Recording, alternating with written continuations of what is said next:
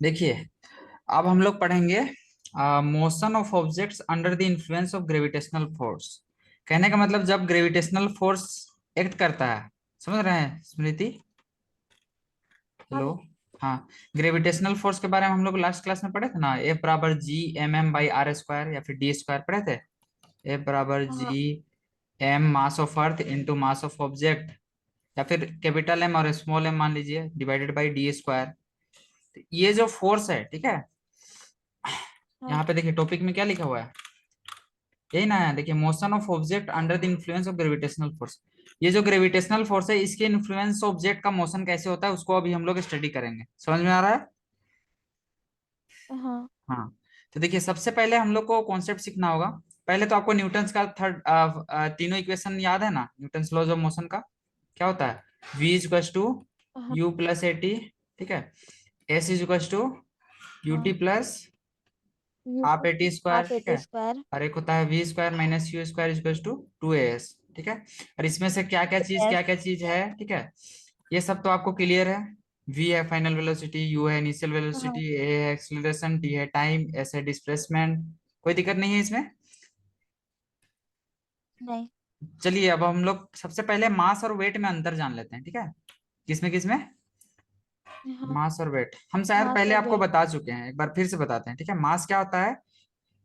It is measure of its inertia. इसका definition क्या होगा? It is measure of its inertia, यही है करेक्ट डेफिनेशन। यहाँ दिया हुआ है कि नहीं पता नहीं, ठीक है, हम जो लिखा रहे हैं उसको लिखे, एनर्सिया। पढ़ेंगे इसको भी। एनर्सिया क्या होता है ये आप पढ़े थे ना। एनर्सिया एक टेंडेंसी होता है जिसके द्वारा ऑब्जेक्ट अगर रेस्ट में है तो रेस्ट में ही रहना चाहता है, मोशन में है तो मोशन में ही रहना चाहता है, मतलब वो अपना पोजीशन को चेंज नहीं करना चाहता है ना। हेलो। हाँ। एनर्सिया के बारे में पढ़े थे कि नहीं लास्ट पहले? आप इनर्शिया ऑफ मोशन। पढ़े थे। हाँ, ठीक है। तो कोई दिक्कत नहीं है मास का डेफिनेशन में कि इलेबरेट करना पड़ेगा? नहीं, कोई नहीं, दिक्कत नहीं। कोई दिक्कत नहीं है, ठीक है।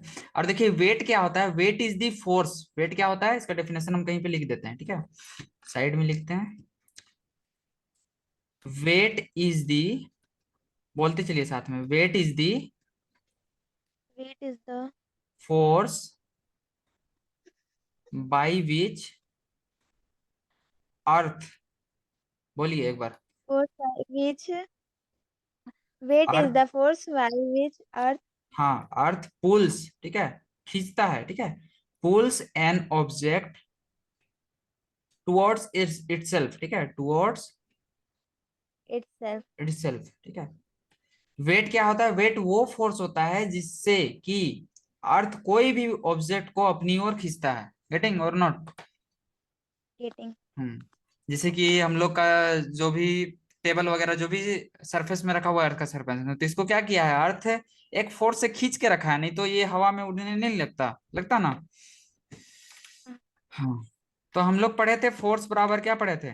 मास इंटू एक्सीलरेशन पढ़े थे, न्यूटन्स का हाँ। सेकेंड लॉज ऑफ मोशन में।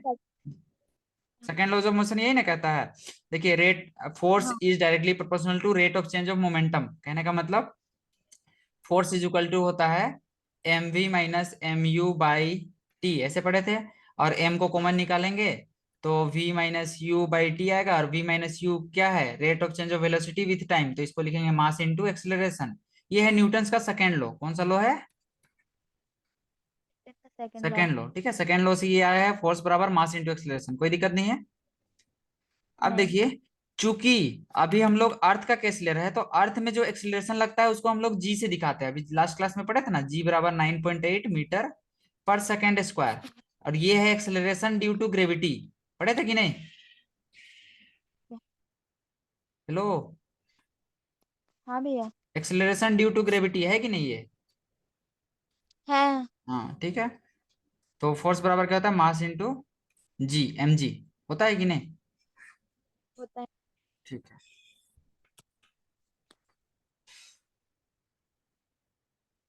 The force of attraction of the earth on an object, वही बोल रहा है देखिए। या तो मेरा डेफिनेशन लिखिए, हम तो बोलेंगे कि मेरा ही डेफिनेशन रटिए, ठीक है। हम्म। हाँ। वेट हाँ को भैया। डब्ल्यू से दिखाते हैं, डब्ल्यू बराबर एम जी होता है। तो ये याद रखिएगा, ठीक है, क्योंकि वेट, वेट मतलब फोर्स, फोर्स बराबर मास इंटू एक्सेलरेशन। और एक्सेलरेशन की जगह में जी लिख दिए। कोई दिक्कत है ये डेरिवेशन में? नहीं। नहीं है। ठीक है, आगे बढ़ते हैं अब।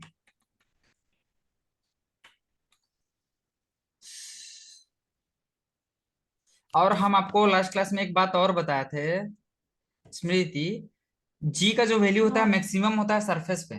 बताए थे कॉन्सेप्ट, आपको थोड़ा सा बताए होंगे ना, जो कि आपको हायर क्लासेस में पढ़ना होगा, वो बोले थे। हाँ। हाँ, तो ये बात को भी माइंड में रखिएगा, जी मैक्सिमम रहता है कहाँ पे?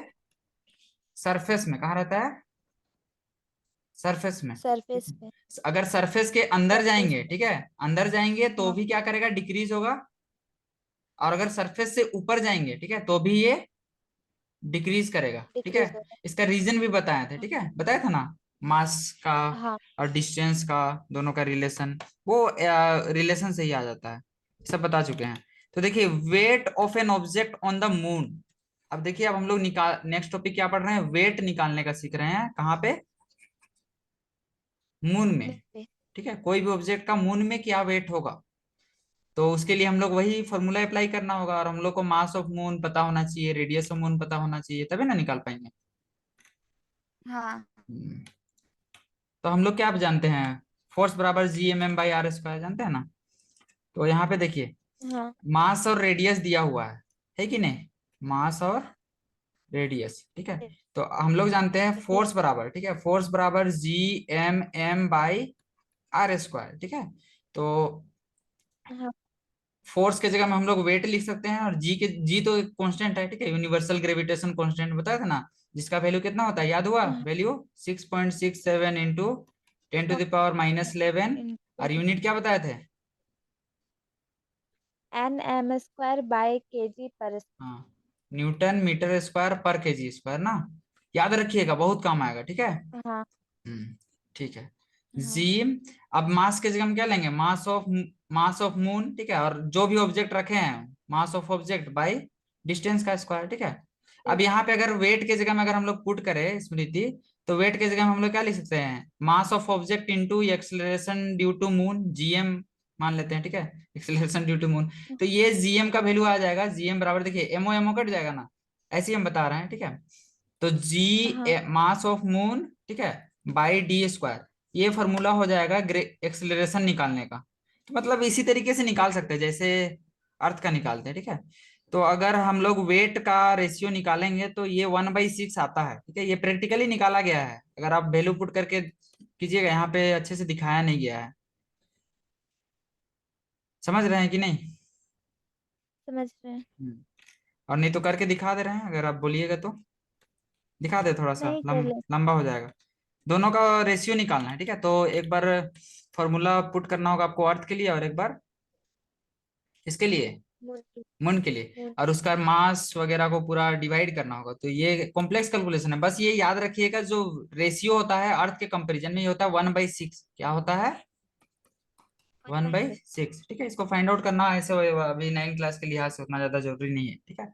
कहने का मतलब, अगर हम यहाँ पे अर्थ में 6 केजी है, 6 मतलब 60 समझ लीजिए, ठीक है, अगर 60 केजी अभी है, तो मून में मात्र 10 केजी मेरा वेट आएगा। समझ रहे हैं? हाँ। हाँ, यही है।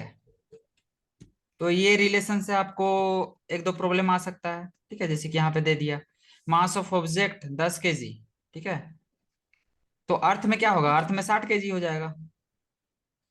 वेट पूछ हाँ। रहा है स्मृति, ये तो वेट। मास है, सॉरी सॉरी सॉरी। देखिए, वेट मतलब फोर्स, ठीक है, वेट का यूनिट होता है न्यूटन, वेट का यूनिट क्या होता है? न्यूटन। न्यूटन। और मास का वेट होता है, मास का यूनिट होता है केजी, क्या होता है? केजी, ठीक kg। है। तो हम लोग को देखिए गिवन क्या है, मास ऑफ ऑब्जेक्ट दिया हुआ है, ठीक है, क्या दिया हुआ है? मास ऑफ ऑब्जेक्ट। गिवन, देखिए बता रहे हैं, mass of object is equal to है कितना? 10 केजी, ठीक है। देयरफॉर अगर वेट निकालना है, तो वेट बराबर हम लोग क्या पढ़े हैं? एमजी पढ़े हैं कि नहीं फॉर्मूला? तो मास दिया हुआ है 10, और acceleration due to gravity on earth कितना होता है? अर्थ का निकालना ना, तो अर्थ का होता है 9.8, होता है कि नहीं? और इसका यूनिट हो जाएगा न्यूटन। तो 9.8 इंटू 10 की जगह तो आपको मिलेगा 98 न्यूटन। कोई दिक्कत? नहीं। देखिए वैसे ही बनाया है, 98 न्यूटन, समझ में आ गया? हाँ। अब देखिए, वेट दिया हुआ है 10 Newton, when measured on the surface of the earth, what would be the weight when measured from the moon? तो देखिए, वेट का वैल्यू दिया हुआ है 10 न्यूटन, ठीक है, कितना दिया हुआ है? हाँ 10 न्यूटन। वेट दिया हुआ है 10 न्यूटन। और यहाँ पे हम लोग रेशियो निकाले थे वेट का, कितना 1/6 होता है ना। जैसे हाँ। हम्म, तो ये वेट ऑन अर्थ है WE, ठीक है, तो WM बराबर क्या होगा? WM बराबर 1/6 × 10 होगा, मतलब 10/6, ठीक है। 10/6 को आप फर्दर डिवाइड कीजिएगा तो 5/3 न्यूटन होगा, होना चाहिए ना। हाँ तो वही हाँ 5/3 को अगर आप फर्दर सोल्व कीजिएगा, देखिए 5/3, तो 3 1 जा 3, 3 6 जा 18, 3 7 जा 20, मतलब 6 6 6 रिपीट करेगा तो 1.67 न्यूटन आ जाएगा। समझ में आया ये वाला? हाँ। हम्म, ठीक है। अब देखिए, अब कॉन्सेप्ट सीखना है थ्रस्ट एंड प्रेशर का। देखिए स्मृति, जो जो बात बोल रहे हैं फिर से देखिएगा, ठीक है, और एकदम याद कीजिएगा, ठीक है, क्योंकि हम एकदम पूरा अच्छे हाँ से बोल रहे हैं, ठीक ना। अब पढ़ना है हमको थ्रस्ट एंड प्रेशर। क्या पढ़ना है? Thrust and thrust pressure. And pressure. तो देखिए, थ्रस्ट एंड प्रेशर में यही अंतर है कि जो थ्रस्ट है, ठीक है, प्रेशर आपको पता है ना, प्रेशर बराबर क्या होता है? फोर्स बाय एरिया, पढ़े हैं? फोर्स एक्टिंग पर हाँ unit area is known as pressure, पढ़े होंगे बहुत बार, ठीक है। तो हाँ प्रेशर पढ़िए। जो है ऑल डायरेक्शन में लगता है, ठीक है, लेकिन थ्रस्ट सिर्फ लगता है परपेंडिकुलर डायरेक्शन में। थ्रस्ट कैसा में लगेगा? परपेंडिकुलर। परपेंडिकुलर। और प्रेशर कैसे लगेगा? ऑल डायरेक्शन, ठीक है। अभी ऑल डायरेक्शन। क्लियर होगा थोड़ा सा अच्छे से जब इसको पढ़िएगा, इसको एग्जाम्पल के साथ। आ, ऊपर में है इसका कॉन्सेप्ट। इसमें दो सिचुएशन ले रहा है पहले ना, समझने के लिए इस कॉन्सेप्ट को। हाँ हाँ, दो सिचुएशन ले रहा है ना। अच्छा चलिए, इसको सिचुएशन को आप पढ़िएगा, ठीक है, ये आ, आपका काम है।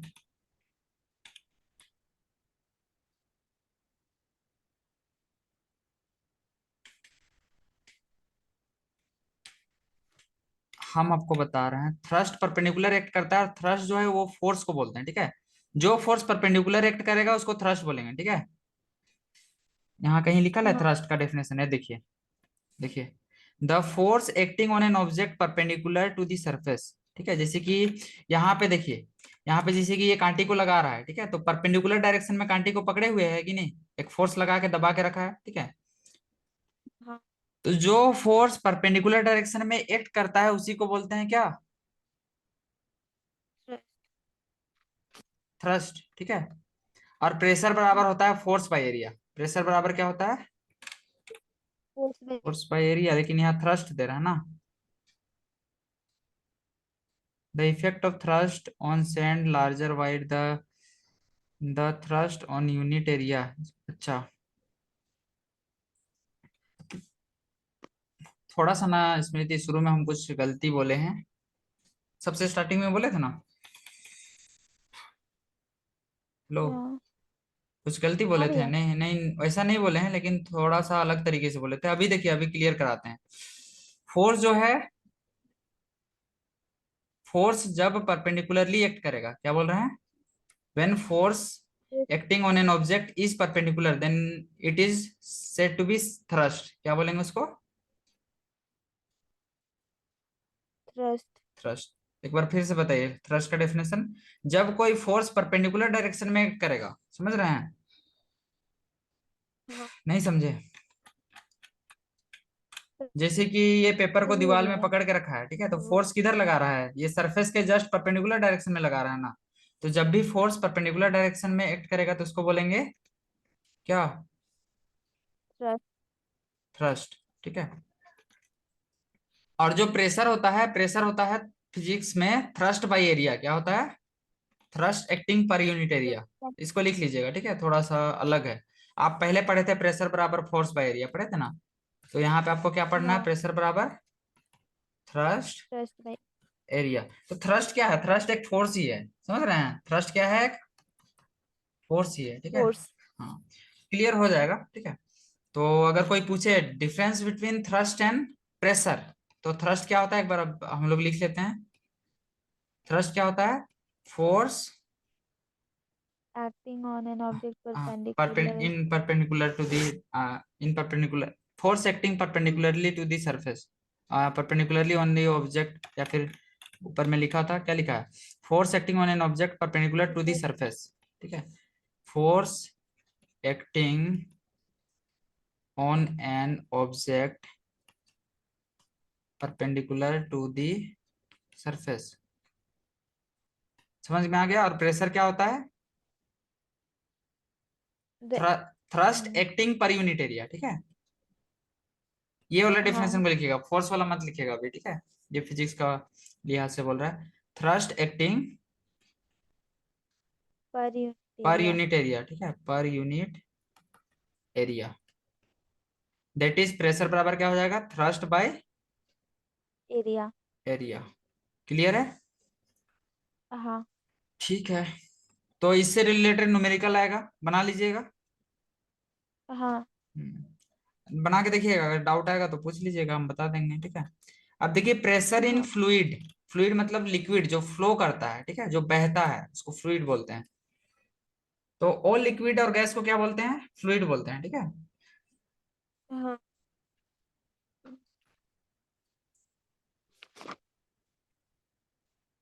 A solid exert pressure on a surface due to its weight. Similarly, fluid have weight and they also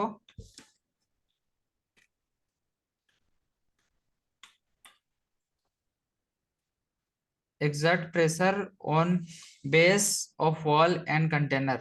तो देखिए इसमें यही बता रहा ना स्मृति, हाँ भैया। जितना भी लिक्विड या गैस होता है वो क्या होता है, प्रेशर एक्सर्ट करता है सरफेस ऑफ द कंटेनर में। जैसे कि हम लोग के पास एक गिलास पानी है, ठीक है, एक गिलास पानी है या गैस सिलेंडर भरा हुआ है, तो गिलास में अगर मान लेते आधा दूर तक पानी है, तो पानी क्या कर रहा है, सरफेस में एक प्रेशर लगा रहा है, ठीक है, प्रेशर मतलब फोर्स लगा रहा है, समझ रहे हैं ना। हाँ हाँ, फोर्स एक्टिंग पर unit area is known as pressure. तो बस यही इसमें बता रहा है कि प्रेशर एक्सर्ट करता है, ठीक है।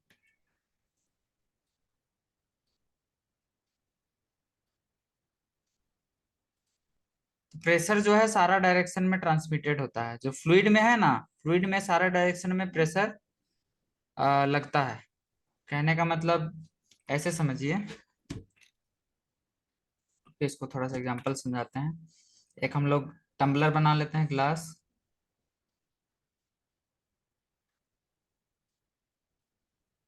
यहाँ पे क्या है, कुछ लिक्विड रखा हुआ है, समझ रहे हैं स्मृति, हाँ कुछ लिक्विड रखा हुआ है। तो इसका जो पार्टिकल है, कहने का मतलब वाटर का जो मोलिक्यूल है या फिर कुछ भी है, तो ये क्या करेगा, ऑल द डायरेक्शन में फोर्स प्रेशर लगाएगा। कहने का मतलब जो ग्लास का सारा डायरेक्शन, ग्लास मतलब इस साइड से भी इस साइड से भी सारे डायरेक्शन में ग्लास में क्या लगाएगा, एक प्रेशर लगाएगा, फोर्स। ठीक है, प्रेशर एग्जर्ट करेगा, हाँ बस वही बता रहा है। घर जगह मशीन स्टार्ट कर दिया। अब देखिए बायंसी, और कितना सारा कॉन्सेप्ट है, अब ज्यादा नहीं। खत्म ही है ना, थोड़ा सा झेलिए। हाँ नॉइज आ रहा है क्या, घर जगह कुछ काम हो रहा है, नहीं ना आ रहा नहीं, है आ नॉइज, तो नहीं रहा। ठीक है। नहीं। अब हम डिस्टर्ब हो गए हैं थोड़ा सा, अच्छा चलिए देखते हैं बायंसी क्या होता है। बायंसी मतलब बायन फोर्स क्या होता है, जब कोई लिक्विड में, ठीक है, लिक्विड में कोई ऑब्जेक्ट को हम लोग डालते हैं, ठीक है, इमर्ज करते हैं, ठीक है, सुन रहे हैं, हाँ व्हेन वी इमर्ज हाँ भैया। एन ऑब्जेक्ट, ठीक है, इन एन लिक्विड, ठीक है, लिक्विड या फ्लूइड में, तो एक अपवर्ड फोर्स एक्ट करता है इस बॉडी में। क्या फोर्स एक्ट करता है, अपवर्ड। अपवर्ड फोर्स, ठीक है, इसी को बायन फोर्स बोलते हैं। क्या बोलते हैं, बायन बायन फोर्स, फोर्स। ठीक है। और इसी फिनोमिनन को, इसी फिनोमिनन को फिनोमिना। बायंसी कहते हैं, बी। जैसे कि आप ऑब्जर्व कीजिएगा, 1 केजी कुछ लोहा का कुछ ले लीजिए, ठीक है, उसको पानी में डालिएगा तो आपको थोड़ा हल्का लगेगा, लगता है कि नहीं, हाँ, लगता है। लगता है ना। तो हल्का लग रहा है हाँ मतलब कोई उसको उठा के रखा है, मतलब कुछ फोर्स कोई एक्ट कर रहा है ऊपर डायरेक्शन में ना, हम लोग के डायरेक्शन में, हम लोग जिधर से पकड़े हुए हैं, इसलिए ना हल्का हुआ। हाँ हम्म। तो देखिए इसमें एक प्रिंसिपल था, आर्कमेडीज प्रिंसिपल, है यहाँ पे, नहीं है, हाँ, है? आगे वाले पेज में है हाँ, भैया। आगे वाला पेज में देखिए, यहाँ लिखा हुआ है इसका स्टेटमेंट, व्हेन द बोतल is emerged the upward force exerted, एक अपवर्ड फोर्स एक्सर्ट हो रहा है ना हाँ। बाय द वाटर बोतल is greater than its weight. और ये कंडीशन बता रहा है कि कोई भी चीज फ्लोट करेगा या सिंक करेगा, कंडीशन है। तो ये बायन फोर्स और बायनसी समझ में आया। हाँ। जब कोई बॉडी को, इंग्लिश में लिख लीजिएगा ना, अभी हम बोल दे रहे हैं, आप लिख लीजिएगा, ठीक है, सुन के लिख लीजिएगा। Whenever, when we emerge a body in a liquid, then a force and then a upward force, ठीक है, act on the body which is known as buoyant force, ठीक है। बायन फोर्स का स्पेलिंग लिख लीजिएगा। हमको भी पता नहीं है, BION होता है कि BY, बायोन्सी तो बी। BUY होता है ना, लेकिन BION शायद होता है। आप एक बार सर्च कर लीजिएगा, ठीक है, बायन फोर्स, क्योंकि हम बहुत पहले पढ़े थे स्मृति। बी जो हाँ, भैया। बायन फोर्स का स्पेलिंग आपको खोज लेना है, ठीक है, बायन फोर्स, ठीक है। और इसी फिनोमेनन को बायंसी कहते हैं, ऐसे करके एक स्टेटमेंट लिख दीजिएगा, ठीक है। इसके बाद आप लिखिएगा कंडीशन फॉर फ्लोटिंग, फ्लोट और सिंक। इसके बाद आपको क्या बनाना है हेडिंग में, कंडीशन फॉर फ्लोट और सिंक। और सिंक। फ्लोट मतलब कोई भी ऑब्जेक्ट अगर तैरेगा या डूबेगा, ठीक है। तो देखिए, सबसे पहले समझना होगा स्मृति, सपोज ये एक हम ऑब्जेक्ट लिखे लिए हैं जिसका मास m है, समझ रहे हैं। हेलो। हाँ। हाँ। हाँ भैया। हाँ, सपोज इसका मास m है, ठीक है, समझ रहे हैं। हाँ। तो इसमें जो डाउनवर्ड फोर्स लगेगा अर्थ के द्वारा, हाँ। वो क्या होगा, mg के बराबर होगा, होगा कि नहीं। होगा। हाँ, तो कहने का मतलब जब जो डाउनवर्ड फोर्स है मतलब mg, mg अगर बड़ा होगा, ठीक है, किसका से, बायन फोर्स से, ठीक है, बायन फोर्स या फिर अपवर्ड फोर्स लिखिए, हाँ। ठीक है, अपवर्ड फोर्स लिख देते हैं, अपवर्ड फोर्स, या या फिर बायने फोर्स लिखते हैं, बायन फोर्स, ठीक है। तो अगर mg ज्यादा है मतलब ये क्या करेगा, सिंक करेगा, क्या करेगा, डूब जाएगा, ठीक है। सिंक। और ये जो फोर्स है, ठीक है, डाउनवर्ड फोर्स, इसको ये आप डाउनवर्ड फोर्स भी लिख सकते हैं, ठीक है, डाउनवर्ड, डाउनवर्ड। और इसको बोलिएगा क्या, अपवर्ड बोलिएगा, क्या बोलिएगा, अपवर्ड, ठीक है। अभी क्योंकि आप उतना पढ़े नहीं है। अब देखिए, अगर डाउनवर्ड फोर्स मतलब mg अगर कम हो जाएगा, ठीक है, और बायन फोर्स क्या हो जाएगा, ज्यादा, ठीक है, ज्यादा। बायन फोर्स से, तो ये क्या करेगा, फ्लोट करेगा, क्या करेगा, फ्लोट। यही फ्लोट कंडीशन है, करेगा। ठीक है। इसको आप जैसे लिखना है, स्टेटमेंट में लिखना है या फिर डायरेक्ट लिखना है, आप अपने तरीके से समझिए और याद रखिए, समझ रहे हैं। हाँ। यही कंडीशन यहाँ पे अभी हम ग्रीन कलर से हाईलाइट किए थे, वही बता रहा है। अब देखिए, वाई ऑब्जेक्ट फ्लोट और sink when placed on surface of water, इसको समझाना चाह रहा है। तो यही रीजन है, ठीक है, नीचे में जो फोर्स लग रहा है mg, ये क्या है, क्या है, कम है, क्या है, कम। कम है किसका से, बायन फोर्स से, ठीक है। कम तो फोर्स अभी से। देखिए, हाँ। आर्किमिडीज का प्रिंसिपल हम लोग पहले पढ़ लेते हैं कि ये बायन फोर्स किसके बराबर होता है, ठीक है। कहाँ है आर्किमिडीज प्रिंसिपल, इसके बाद है ना।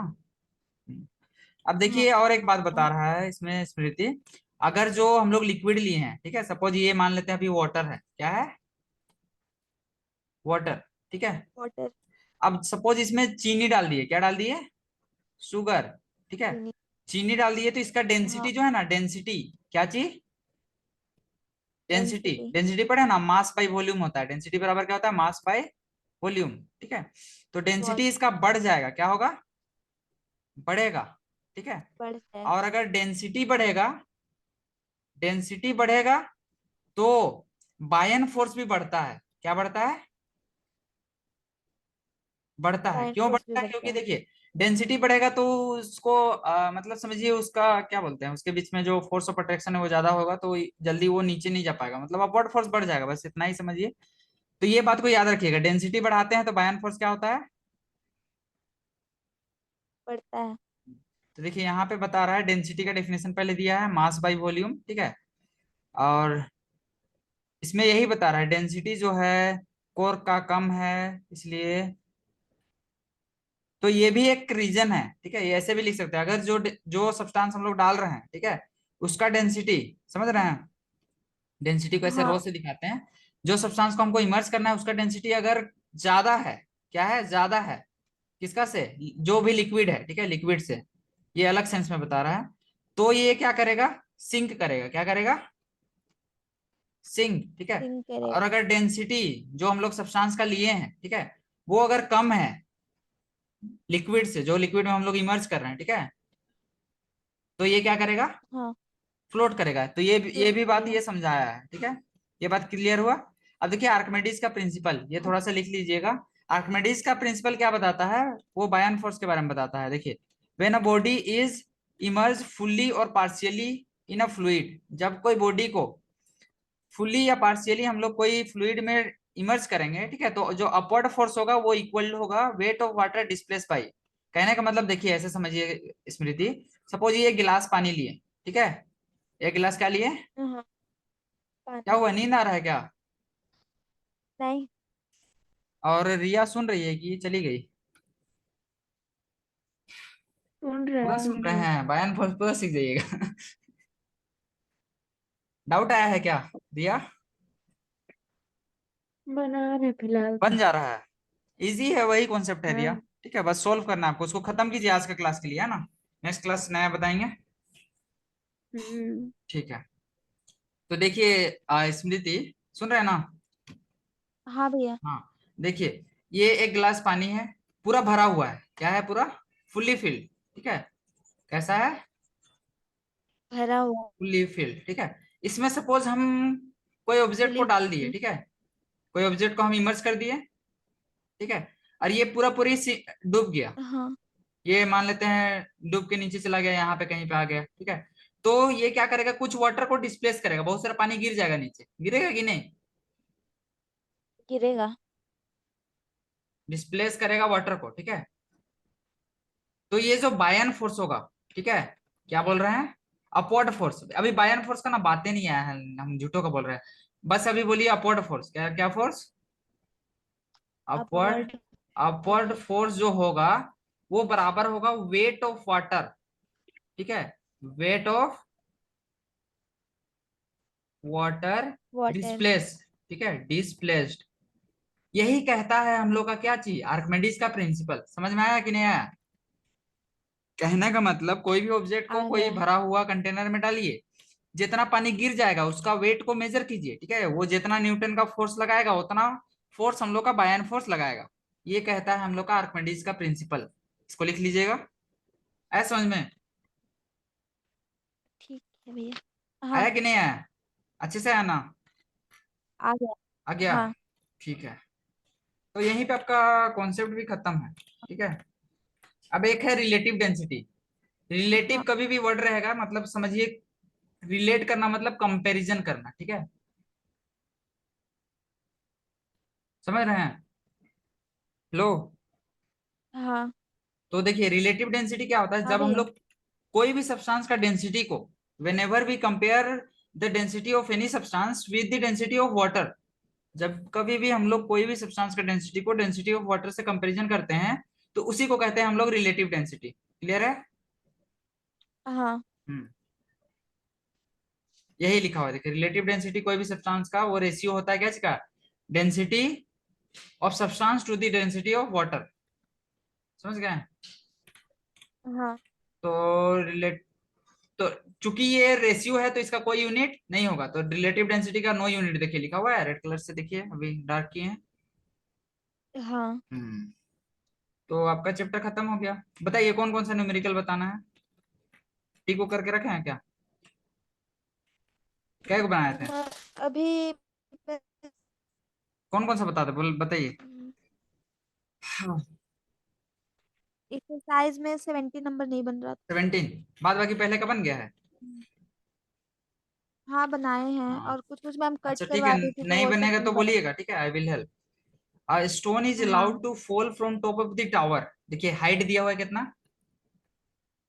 100 मीटर, ठीक है, एक टावर है, गेटिंग, हाँ, एक टावर हाँ है भैया। जिसका हाइट कितना है, 100 मीटर, ठीक है। 100 मीटर। हाँ, and the same time another stone is projected vertically upward from the ground. अब सेम टाइम में, ठीक है, जब गिरा रहे हैं, समझ रहे हैं स्मृति, ये हाइट है कितना मीटर का, 100 मीटर का, ठीक है, ऊपर से एक स्टोन को ड्रॉप कर रहे हैं और नीचे से एक स्टोन को क्या कर रहे हैं, फेंक रहे हैं, गेटिंग। हाँ, हाँ भैया। हाँ, ये क्वेश्चन है, मस्त है, ठीक है। अब देखिए इसका इनिशियल वेलोसिटी दिया हुआ है कितना, 25 मीटर पर 25 सेकेंड, ठीक है। मीटर पर हाँ, second. Calculate when there will be, when when and where the two stones will meet, कब और कहाँ दोनों स्टोन मीट करेगा उसको कैलकुलेट करना है।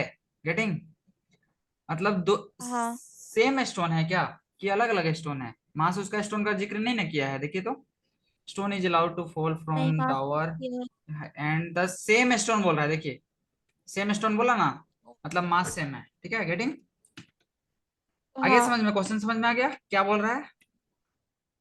हाँ। Calculate when and where, when मतलब टाइम, ठीक है, कितना टाइम बाद, और कहाँ पे दोनों स्टोन मीट करेगा, समझ रहे हैं, मतलब दोनों स्टोन एक दूसरे से हाँ। टकराएगा कहाँ पे, वही समझिए, ठीक है, कहाँ पे जाके मिलेगा। गेटिंग, हाँ। हाँ, ठीक है। तो देखिए ये जो स्टोन है स्मृति, इसका इनिशियल वेलोसिटी क्या है, 25 मीटर पर बट सेकंड। ऊपर वाले अच्छा, का, इनिशियल। ऊपर वाले का, ऊपर वाले तो अभी और रेस्ट में है ना, यू बराबर क्या होगा, 0, 0। ठीक है। और हाँ। एक्सेलरेशन ड्यू टू ग्रेविटी, तो देखिए एक बार थोड़ा सा और कुछ कॉन्सेप्ट बता लेते हैं, जैसे कि हम लोग 3 इक्वेशन पढ़े हैं, ठीक है। क्या क्या पढ़े हैं, v equal to U plus A T, ठीक है, एस हाँ। Equal to U T plus half A T half square, AT square. ठीक है।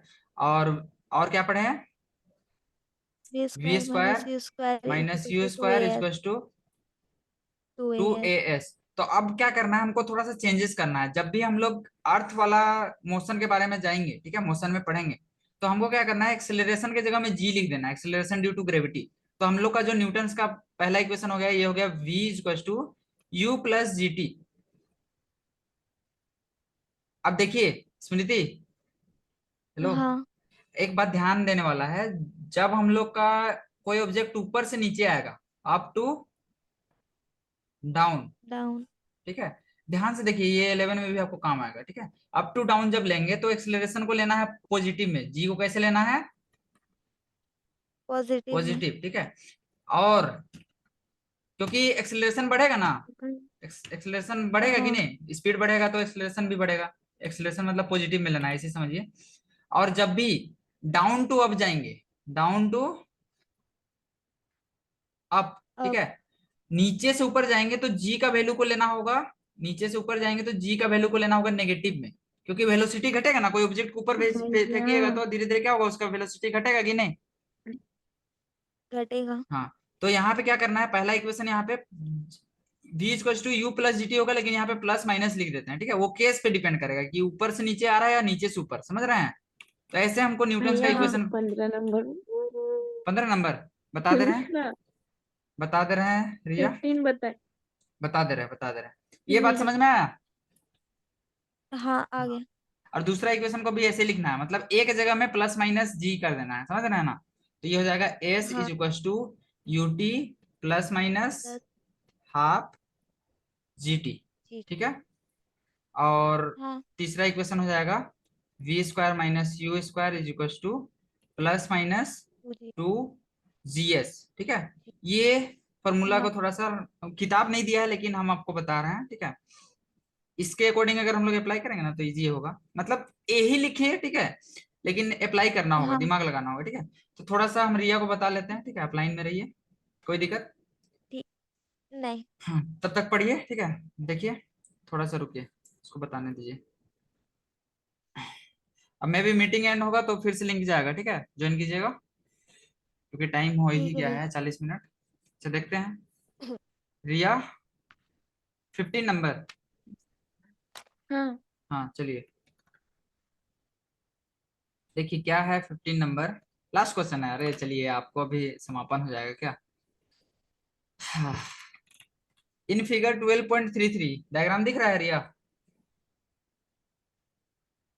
Hello, no response is coming. हाँ। हाँ। ये जो फिगर है, ठीक है, इस फिगर में क्या बोला जा रहा है, हेलो। हाँ हाँ आ रहा है, आ रहा है, इस फिगर में क्या बोला जा रहा है उसको सुनिए। एबीसी एक क्वाड्रेंट है, क्या है एबीसी, एक क्वाड्रेंट। क्वाड्रेंट मतलब क्वाड्रेंट मतलब सर्कल का एक पार्ट, 1/4 पार्ट ऑफ सर्कल, समझ रहे हैं? मतलब ये एंगल कितना है? हम्म ये एंगल 90 डिग्री है। कितना है? 90 90 डिग्री, ठीक है। और जहां से एक सर्कल बना रहे हैं जिसका रेडियस है कितना? 14 centimetre 14 centimetre. And ABC is a quadrant of radius. Radius मतलब AB का लेंथ दिया हुआ है, ठीक है। ये कितना है? 14 और ये भी कितना है? 14 14, ठीक है। यही ना बोल रहा है ABC। ABC is a quadrant. ABC एक क्वाड्रेंट है of circle of radius 14 centimetre, ठीक है। And a semi circle is drawn with BC। तो देखिए BC का सेंटर को, समझ रहे हैं रिया? हेलो? BC का सेंटर को रेडियस हाँ लेते हुए, ठीक है, रेडियस लेते हुए यहाँ पे एक आर्क बना है ऊपर में, ठीक है। और तो हमको ये शेडेड रीजन का एरिया चाहिए। किसका एरिया चाहिए? शेडेड शेडेड रीजन को रीजन का, ठीक है। अब ये एरिया कैसे निकालेंगे इसके लिए हम आपको बताते हैं, ठीक है। क्या बताते हैं? सबसे पहले हम लोग क्या करते हैं रिया? सबसे पहले BC को निकाल लेते हैं, ठीक है। In triangle, in triangle ABC, triangle ठीक है। BC बराबर क्या होगा? √AB² प्लस AC² होगा। और AB और AC कितना है? 14 है, 14 है, तो √14² प्लस 14²।